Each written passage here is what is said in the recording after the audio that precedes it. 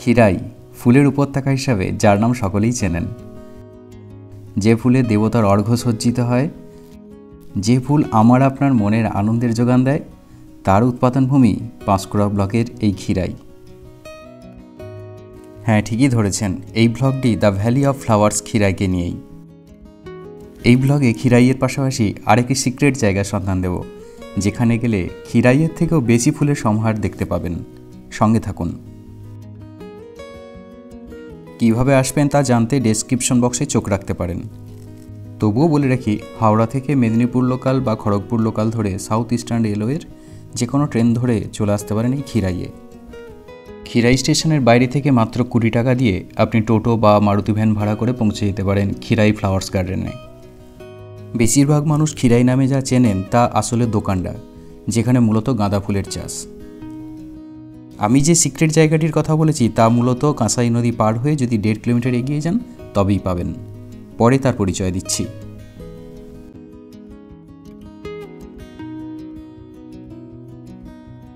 কংসাবতী নদী বা কাঁসাই নদীর এই উপত্যকা অঞ্চলে যে ফুলের চাষ হয় তা মূলত গাঁদা ফুল। এছাড়াও এস্টার্স, গ্ল্যাডিওলাস, সাদা এবং হলুদ সর্ষে, বেবি ইত্যাদি ফুলের চাষ হয় এক সুবিস্তীর্ণ অঞ্চল জুড়ে। আমি গিয়েছিলাম বাইকে আরামবাগ থেকে, সময় লেগেছিল প্রায় 2.5 ঘন্টা। তবে 2 চাকা বা 4 চাকা যাই নিয়েই যান, আপনারা এখানে ফ্রি অফ কস্টে পার্কিং করে আপনারা নিশ্চিন্তে ফ্লাওয়ার গার্ডেনে ঘুরে বেড়াতে পারেন। ডিসেম্বর মাস থেকে ফেব্রুয়ারি মাস পর্যন্ত এখানে 3 মাস জুড়ে চলে এই ফুলের মেলা, সুতরাং সেখানে পুলিশের নিরাপত্তাও থাকে। আমি যে সিক্রেট ফ্লাওয়ার গার্ডেনের কথা বলেছিলাম তা ক্ষীরাই অঞ্চলের ভবানীপুর গ্রামের এই বাগান, যেখানে মূলত মল্লিকা ফুলের চাষ। সাদা, পিঙ্ক এবং হলুদ মল্লিকা ফুল একচেটিয়া এখানে ফুটে থাকে। ক্ষীরাইয়ের দোকানডা গ্রামের যে বাগিচার কথা আপনারা জানেন, তার থেকে অন্তত 1.5 গুণ বিস্তীর্ণ অঞ্চল জুড়ে ছড়িয়ে রয়েছে এই মল্লিকা ফুলের ভবানীপুরের বাগান। কিভাবে যাবেন? এই দোকানডা গ্রামের ফুলের বাগিচার পাশ দিয়ে কাঁসাই নদী পার হয়ে 1.5 কিলোমিটার পায়ে হেঁটেও আপনি পৌঁছে যেতে পারবেন, অথবা সামনে অনেক টোটো দাঁড়িয়ে থাকে, তাদের বললেও আপনাকে পৌঁছে দেবে এই বাগানে।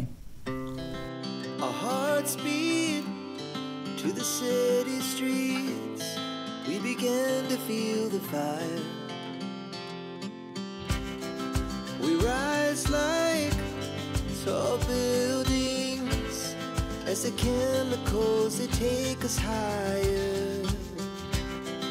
The night's young. পশ্চিমবঙ্গের ফুলের যোগানের দিক থেকে পাঁশকুড়া ব্লক প্রথম স্তরে আছে, যার মধ্যে আছে ক্ষীরাই, ভবানীপুর বা দোকানডা, হাওর, জগপুর, রাধামোহনপুর, মদপুর, ভবানীপুর। প্রায় 2,500 একর জমিতে চাষ হয়। অন্ততপক্ষে 800 থেকে 1000 পরিবার এই ফুল চাষের সাথে সরাসরি যুক্ত। তাদের উৎপাদিত ফুল সাধারণত চাষিরাই ভোরের ট্রেন ধরে সরাসরি কলকাতার মল্লিক বাজারে অথবা কোলাঘাটের পাইকারি বাজারে বিক্রি করে আসেন। ফুলের বাগিচা থেকেও এরা সরাসরি ফুল অনেক সময় বিক্রি করে। আমাদের মতো যারা পর্যটকরা বেড়াতে চান তারা সরাসরি এখান থেকে চাষিদের কাছ থেকে ফুল কিনতে পারেন। ক্ষীরাইয়ের ভবানীপুরের এই বাগিচায় যেহেতু লোক সমাগম খুব একটা হয় না, তাই আপনি গেলে তাদের অনুমতি নিয়ে তাদের বাগিচা থেকেও ফুল তুলে কিনে নেওয়ার সৌভাগ্য বা সুযোগ আপনি পেতে পারেন। কৃষকের অনুমতি ছাড়া এই বাগানের নামাটা একেবারেই অনুচিত, কারণ এটা তাদের কষ্টার্জিত ফসল। আপনারা দেখুন, অনুভব করুন, উপলব্ধি করুন, কিন্তু কোনোভাবেই তাদের অনুমতি ছাড়া ফুল ছিঁড়বেন না।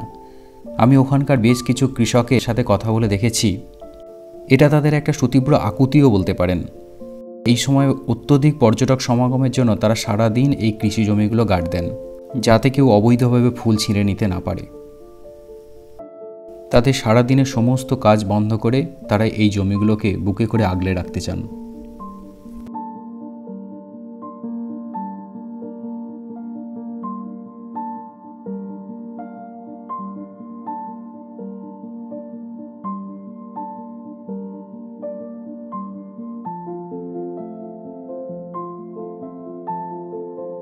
অ্যালুভিয়াল সয়েলের জন্য এই অঞ্চলে ফুল চাষ ভালো হয়, আর আছে কাঁসাই নদীর সুলভ জল। এখানকার পলিউশন ফ্রি বাতাস এবং উপযুক্ত আবহাওয়ার কারণেই কম বেশি সারা বছরই এখানে ফুল চাষ হয়ে থাকে।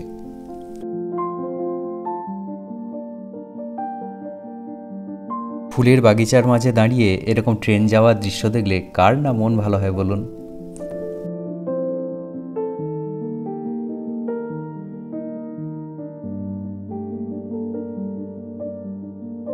পাঁশকুড়া ব্লকের এই খিরাই অঞ্চলে কম বেশি সারা বছরই ফুলের চাষ হয়। বিভিন্ন গ্রাম বিভিন্ন ফুলের জন্য বিখ্যাত। দোকানডা গ্রামটিতে যেমন কোথাও গোলাপের চাষ দেখতে পাবেন না, কিন্তু ভবানীপুরে পাবেন। আবার রজনীগন্ধা ভবানীপুর বা দোকানডায় পাবেন না, তা পেতে গেলে আপনাকে যেতে হবে হাওড় বা জগপুরে, তবে তা একটা নির্দিষ্ট সিজনে।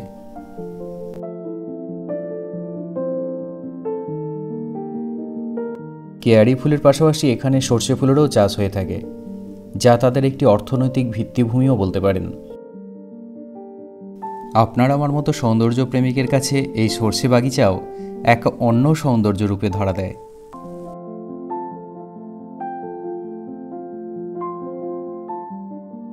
ফুলের বাগিচায় দীর্ঘক্ষণ ঘুরে ক্লান্ত হয়ে গেলে কাঁসাই নদীর তীরে এসে জলে একটু পা ডুবিয়ে বসুন, দেখবেন শরীরে নতুন করে সতেজতা পেয়েছেন।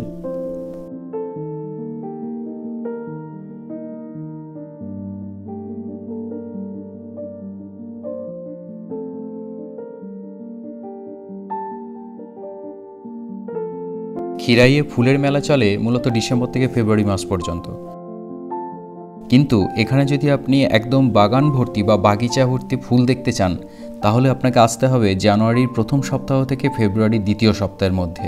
অবশ্যই আসতে হবে সরস্বতী পূজার আগে, কারণ এখানকার চাষিদের একটা মূল টার্গেটই থাকে এই সরস্বতী পূজায় বাজারে ফুলের যোগান দেওয়া। কাজেই বুঝতেই পারছেন যে সময় থাকলেও বাগিচা কিন্তু কিছুটা হলেও ফাঁকা হয়ে যাবে। তাই সময় থাকতে থাকতে আপনার পারফেক্ট ওয়ান ডে ট্যুরটি করেই ফেলুন খিরাই ফ্লাওয়ার গার্ডেনে।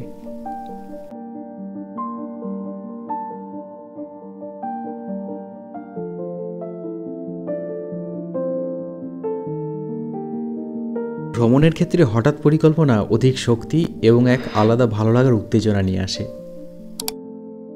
একটি অলস রবিবার আর কাজের থেকে ছোট্ট বিরতিতে মনের মতো জায়গায় ঘোরার প্রাপ্তি পরের সপ্তাহের কাজের নতুন এনার্জি নিয়ে আসে।